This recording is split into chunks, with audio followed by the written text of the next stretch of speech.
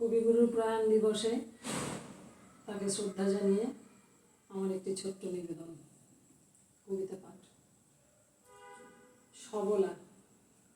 নারীকে আপন ভাগ্য জয় করিবার কেন নাহি দিবে অধিকার, হে বিধাতা। নত করি মাথা পথপ্রান্তে কেন রব জাগি, ক্লান্ত ধৈর্য প্রত্যাশার পূরণের লাগি দৈবাগত দিনে। শুধু শূন্যে চেয়ে রব, কেন নিজে নাহি লব চিনে সার্থকের পথ।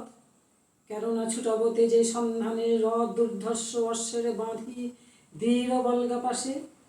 দুর্জয় আশ্বাসে দুর্গমের দুর্গ হতে সাধনার ধন কেন নাহি করি আহরণ প্রাণ করিপন। যাব না বাসর কক্ষে বধূ বেশে বাজায়ে কিঙ্কিনি, আমারে প্রেমের বীর্যে করো অসংকিনী।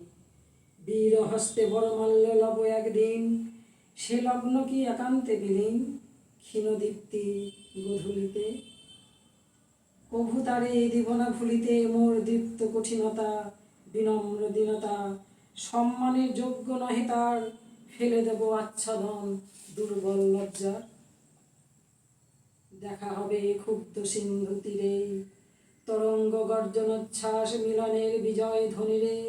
দিগন্তের বক্ষে নিক্ষেপিবে মাথার গুণ্ঠন খুলি কবতারে। মর্তে বা ত্রিদিবে একমাত্র তুমি আমার।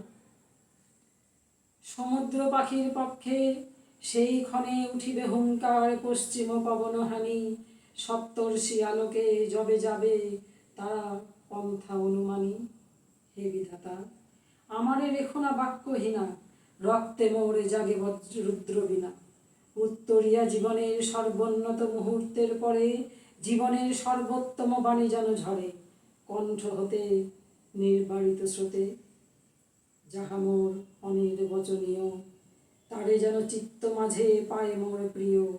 সময় ফুরায় যদি, তবে তারপরে শান্ত হোক সে নির্ঝর নৈঃশব্দের নিস্তব্ধ সাগরে।